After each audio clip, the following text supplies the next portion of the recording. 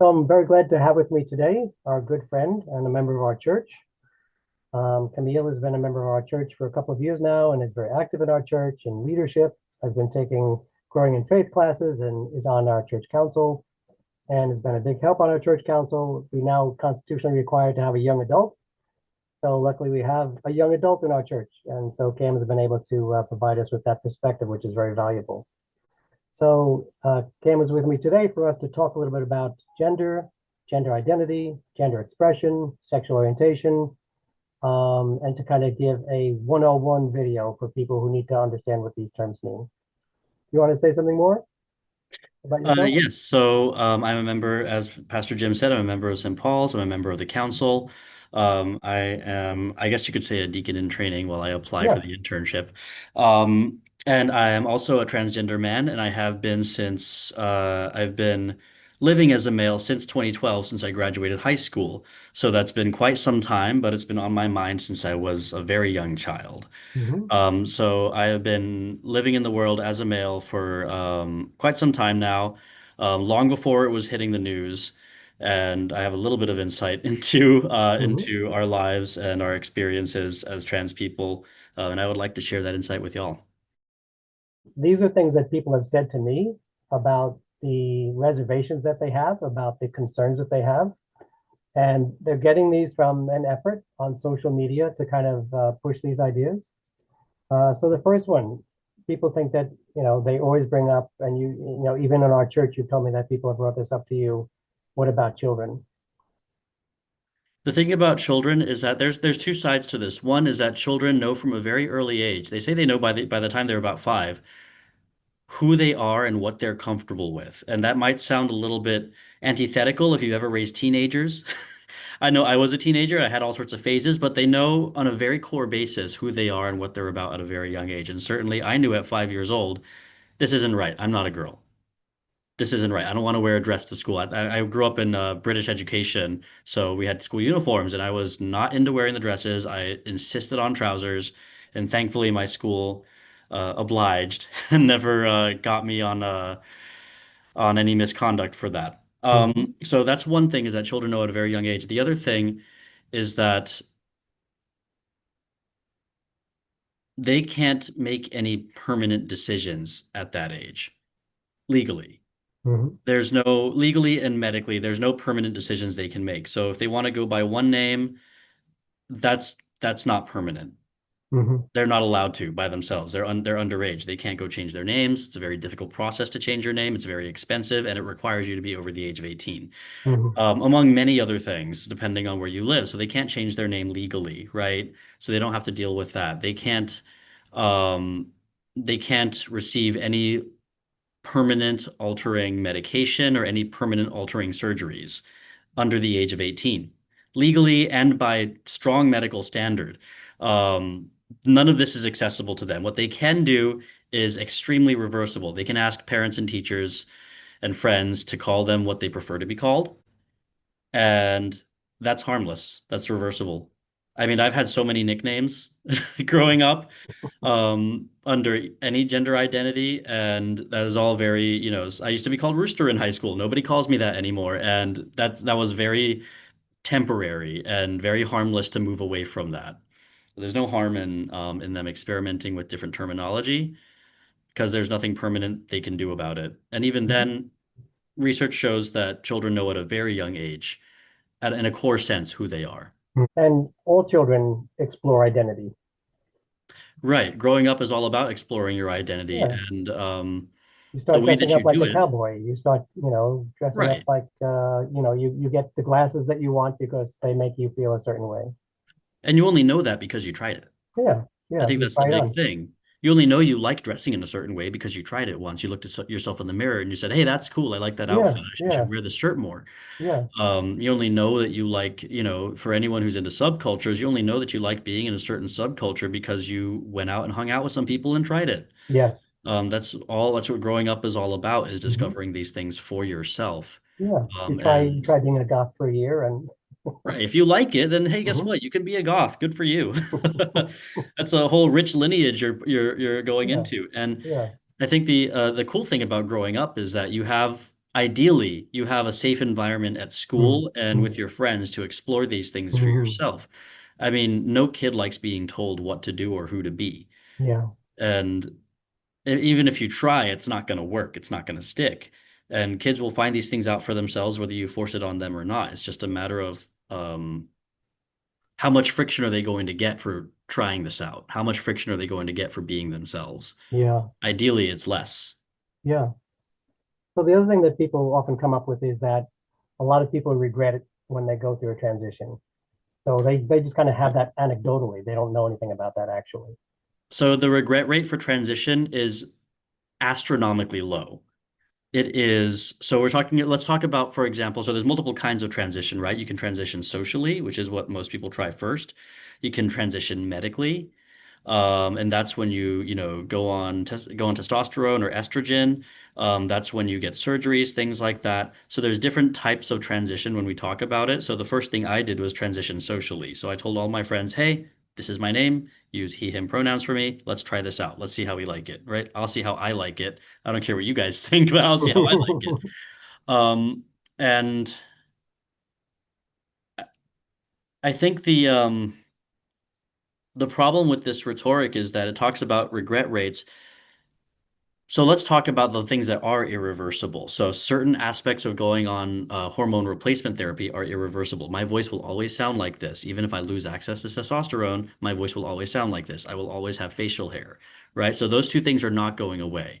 My Mm, face shape, however, if I went off testosterone, it might change again. mm, I might be losing hair a little less quickly, mm, but those two things are permanent, right? So what is the regret rate of that? It is less than 1%. mm, So let's compare it with the regret rate of, say, knee surgery. Knee mm, surgery has a pretty high regret rate.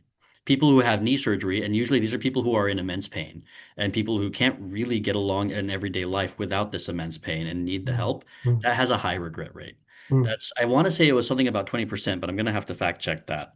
But that has a high regret rate. Back surgery and lower back pain is something that is completely disabling. If you mm, have chronic lower back pain, that changes you as a person, that changes what mm, you can access, right? mm, Back surgery also has a high regret rate. So what about testosterone? Astronomically low regret rate. What about gender affirming surgeries? Also less than 1%. Less than 1% of people who get gender affirming surgeries regret mhm, having it, mhm, which is a medical miracle. There is no other surgery that can boast that kind of low mhm, rate mhm, of regret.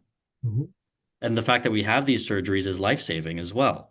So these people are, I mean, personally, I didn't think that I was going to be impacted that much by surgery, and it actually completely changed my life. Now I have access to, I can go to the gym without having to worry about anything. I can play hockey without having to worry about anything. It gave me, I can go swim, right? And these are things that I did not have access to because I didn't have surgery. mhm, mhm. And Yeah, that's just, I mean, that's anecdotal, but the statistics are there. yeah, that's personal. Miraculously low regret rates. This Yeah, is a medical miracle. yeah. So there are people who are coming up with these ideas that, this is a sudden social thing that's happening. People think that teachers are convincing their students to do this, or parents are convincing their kids to do this, or YouTube influencers are convincing people to do this. And once you take away that one person, or I don't know if they think it's peer pressure, maybe that you just have to take somebody out of that contact with that person. So that's another thing that people come up with. So so a big issue is sports. There's a Right. lot that some very progressive people will hold out on that. They'll say, okay, I'm all in favor of not discriminating against people for employment or for anything else and allowing them to have gender affirming care, but they can't play sports. This is an issue of access to regular everyday life. Mm, This is something that people might not think about, but that is restricting us from participating in life to its fullest extent. I am an athlete. I play hockey. I also run, right? So running, that doesn't matter. I get changed in my house. But hockey, I go to the locker room. I change in front of the guys and the girls. We're a co-ed team. First of all, we share the locker room. We're adults. mhm, Nothing happens. That's it. mhm, mhm, There's beers. That's it. It's hockey, right? mhm, But the other thing is that when we talk about a lot of this discussion comes up in context of school athletes. So because schools have gendered facilities, right? It's not like a rink where you're assigned to locker room 8. It's, gendered facilities. So you have the male's locker room, the male locker room, and the female locker room. And schools then have to determine, well, where is a student going to be put? And they're thinking about all these safety issues. I think first and foremost is that trans people are by far more likely to be victims of violence than they are to be perpetrators of Hmm. violence. So Hmm. we are more likely to be assaulted in a locker room than we are to assault someone else.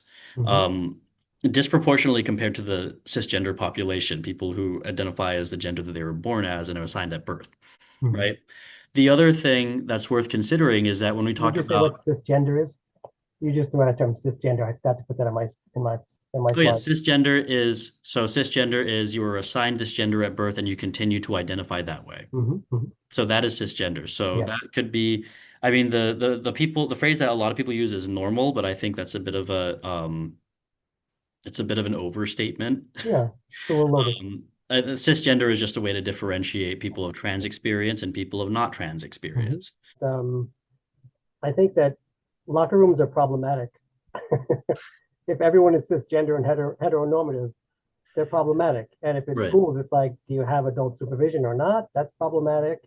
And if you don't have supervision, there's all kinds of harassment that's going on and abuse I as mean, happens in schools anyway. the issue with the harassment is largely trans people being harassed. Yeah, And that's something yeah. that they usually do have adult supervision in an academic atmosphere.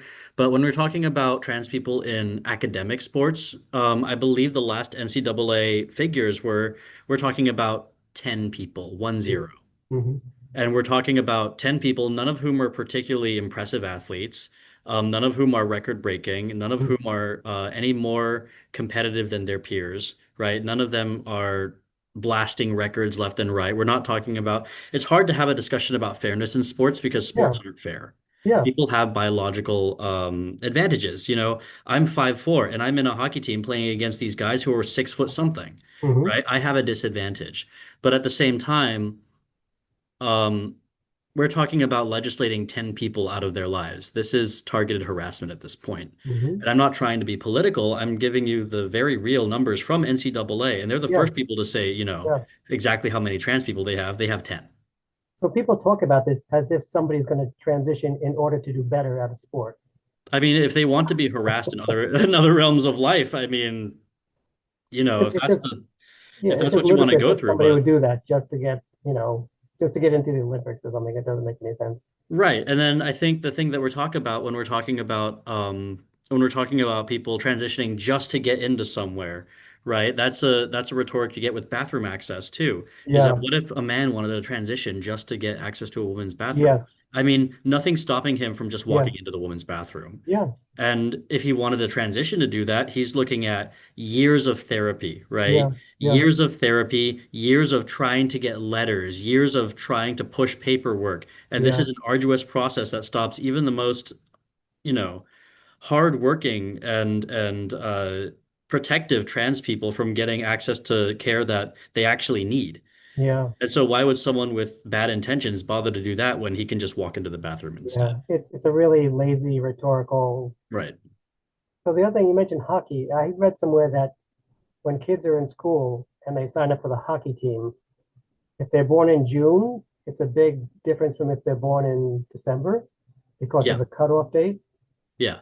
Hockey is very age based. Like they sort you based by age for the most part for a long period of your development. So I didn't start playing until I was an adult, but I know a little bit about kind of the developmental process for hockey, and it's very you get the additional months are extremely helpful. Yeah, like the top hockey athletes all fit into a very fortuitous Yeah. calendar of this month as opposed to 3 months later or something like that. And talk about the lack of fairness in sports. They also are lucky enough to have parents who could afford all the gear. We're talking thousands of dollars Yeah, that they grow out of yeah, every few years.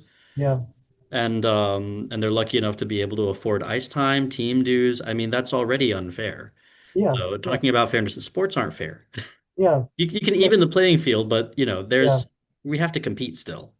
So the idea that parents are upset that somebody's going to be having an advantage over their kid says just how invested they are in their kid beating everybody else.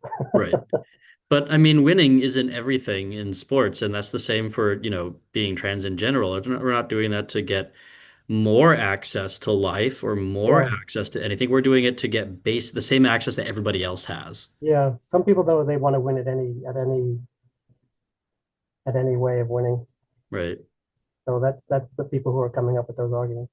So this is our welcome statement that we've had for almost 6 years now, and it is something that conforms to Reconciling Works, which is a pan-Lutheran organization that helps people to understand how to be accepting and affirming and having full access and full equality for people. So this has been very helpful for us. We have this on the cover of our bulletin every week. Now, Reconciling Works has also asked that people wanting to be recognized as members of Reconciling Works should also be anti-racist. So we've been doing work on that as well. We don't have it in this statement.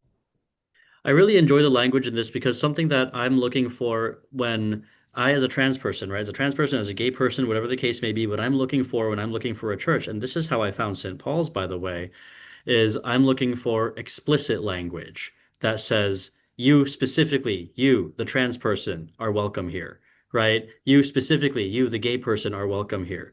I Mhm. feel like it's really easy for churches to put out language saying, we welcome all, and then leave it at that. Yeah, And what happens in those situations is there's plausible deniability there, right? yeah, yeah. And I feel like the church that takes the extra step to say we welcome specifically these people in addition to everyone else we welcome. I feel like that overt language is really important in positing ourselves as an affirming congregation. And it sold me. That's how I found St. Paul's was through Reconciling Works. So Reconciling Works here is this is some from their page. So that's the Lutheran organization, Lutherans for Full Participation. So they have a lot of resources, which we're going to get to. And they've been doing work going back to before the ELCA was accepting gays and lesbians. They were a part of the effort to move that along. So this is the progressive pride flag. Something that's interesting about these inclusions of the black and brown community and the transgender community, that's what if you were wondering what the black, brown, blue, pink, white is, the black, brown is for people of color, Yeah. and the blue, pink, and white is the color of the transgender flag.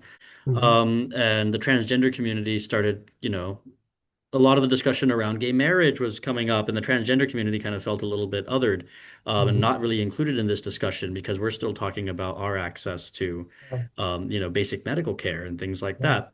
They decided, like, hey, we should call out specific communities who were instrumental in establishing pride as a protest at first, Mhm. which includes, the people of color and the transgender people who were at Stonewall and who were, in the village and just defending their right to be in public.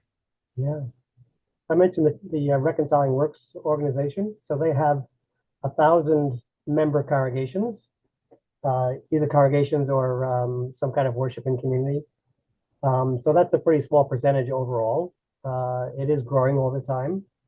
Um, so that's their webpage, and you can go to that webpage to find organizations. So I just met with a couple about a baptism, and they said that they Googled gay accepting congregations, and there's a list that maybe you've seen. There's a list that has like a database of congregations that have signed up for that. So we've had a number of people who found our congregations because they Googled something about an accepting congregation. So I just wanted to talk about, the flag has been evolving, but the whole idea of societal acceptance has been evolving. That when I was, born, homosexuality was still criminalized in much of the United States. Doctors still referred to homosexuality as a disorder.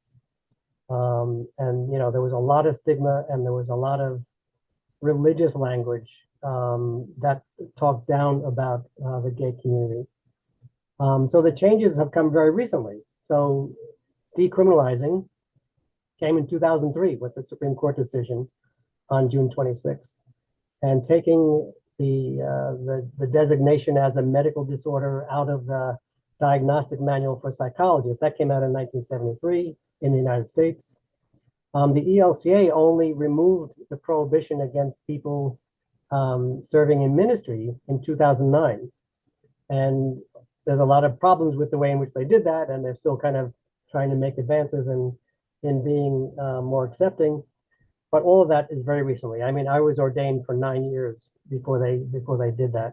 Right. So I remember all those debates and those discussions, and they were very long out, drawn out discussions. They were very difficult discussions. There were people who left. There were congregations that left. It was a very, very painful process. And then just discrimination in terms of marriage equality was just 10 years ago. And we know none of these gains are irreversible. And a lot of these gains we've taken a step forward, and we seem to have taken a step back already, and threats to take a step back. So it's been difficult. So I wanted to talk about gender versus sex, and gender expression versus gender identity. So people imagine that your sex and your gender go together, that if you're one, then you're going to be the other. But just to pull them out and to say that sex, and of course we use the word sex to refer to sexual intercourse, right? So that's, you got to pull that apart just to say that sex is male and female. And gender identity and gender expression, you're talking about masculine and feminine, man and woman.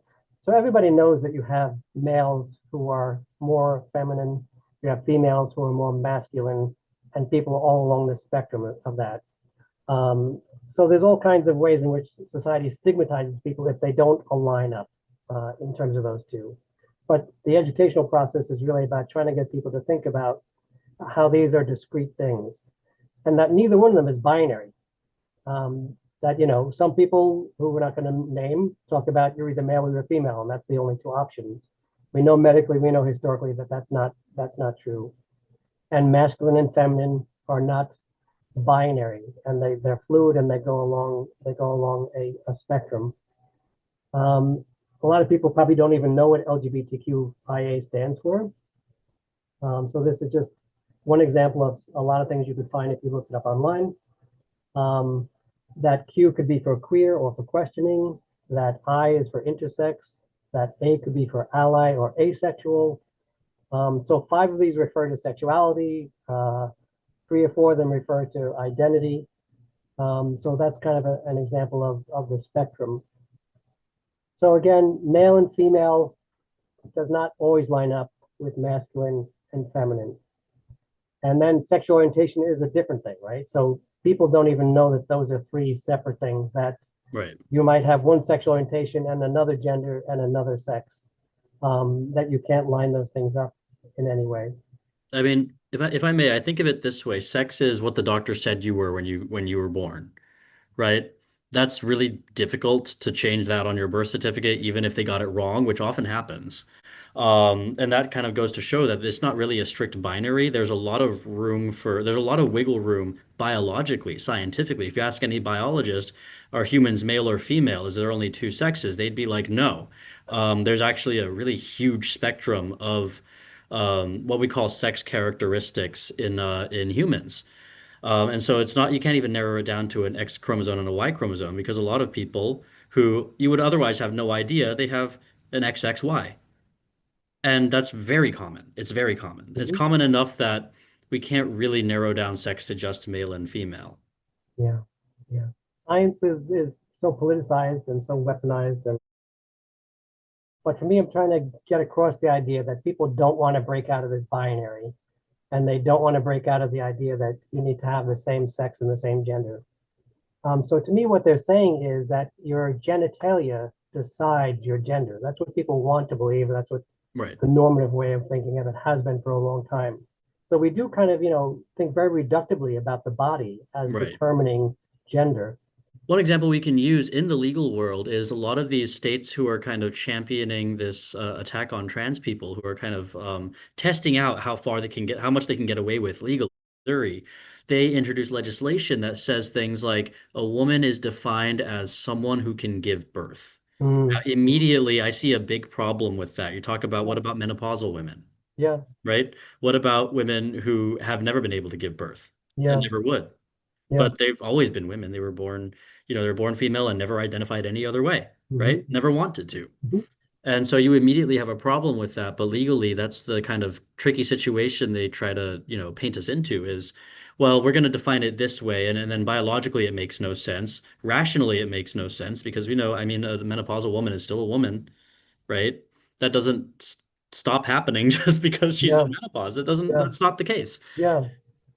So society has very rigid notions of what it means to be a woman, what it means to be a man. They're very, very oppressive notions that everybody is struggling to try to conform to, and nobody quite conforms to, or Right. nobody can feel really secure in their conforming to it, you know? I mean, think about how recently we've been able to have women wearing pants at work. Mm-hmm, That's mm-hmm. pretty recent. I Yeah, mean, I still have teachers in my childhood who weren't allowed to wear pants. yeah, yeah. Yeah, there are workplaces where they still have dress codes that are very Yeah. gendered. I think that's and th this is really nascent and th this is nascent and a little bit dicey because it's hard to prove until someone dies. So Mm, basically they had determined that in transgender people upon death, because this is the only time you can figure this out, they have a very similar brain structure or the same brain structure as the gender they chose to be. So a trans man, if he died and got and was had his brain inspected, basically, so again, something you can only do when someone dies. So there's hmm limited research. They have found that he will have, as far as we can tell, the closest thing you can get to a biologically male brain. hmm hmm And this is still nascent because there's we have a long history of transgender people being persecuted, so we kind of live in the closet, right? hmm So this is one thing that we like to talk about in the trans community is that trans people have always existed. We've always been around, you just didn't know that we were trans. So for example, the first surgeon to successfully perform a C-section was born a woman, and he decided to change that sometime over his life. At the time, there was no medical procedure he could do. hmm He started going by a male name, started going by he, him, and became a surgeon. At the time, only men could become surgeons. And he was the first doctor in the West, mind you, to perform a successful C-section where the mother survived. And that was in the 1800s. Yeah, yeah, The only difference is he wasn't really allowed to be out about it. yeah. And so people like to talk about, well, there's these trends. There's so many more trans people. There's so many more gay people. I think the hmm only difference is we feel safe telling people that we're trans or gay. Yeah, yeah. There's a safety factor here because we've always existed. I don't think the number is any different than it historically has been.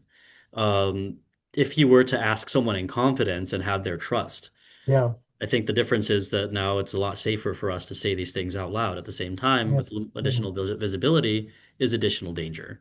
yeah. So something about your gender is something connected to your brain. It's something connected to your soul. Right, It's something that you feel. It's not something that you look down in your pants and decide that that's what tells you what you are. So right, there was a doctor in the 60s and 70s who families were coming to him because they were concerned about their children's genitalia, that it was not definitive to them, right? They're like, this genitalia does not conform to what we expect it to be.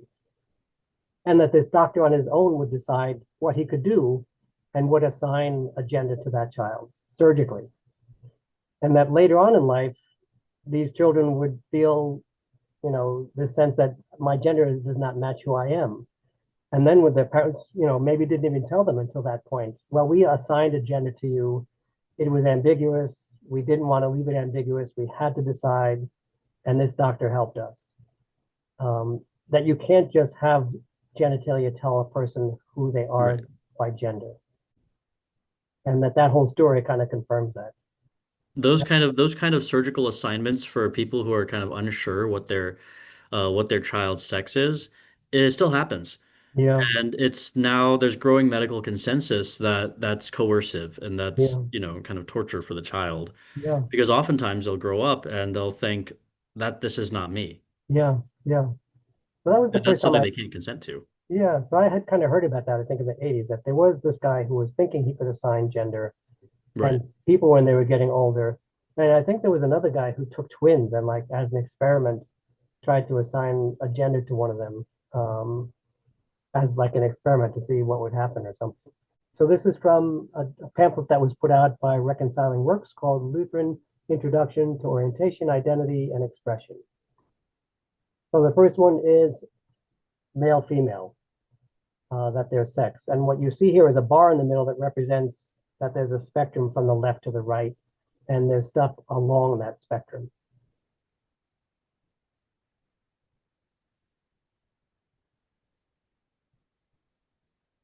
And then separate from that is gender identity and gender expression.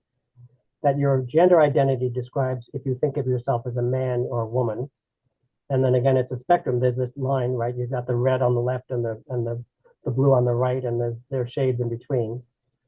And that gender expression could be masculine, feminine, or something androgynous in between.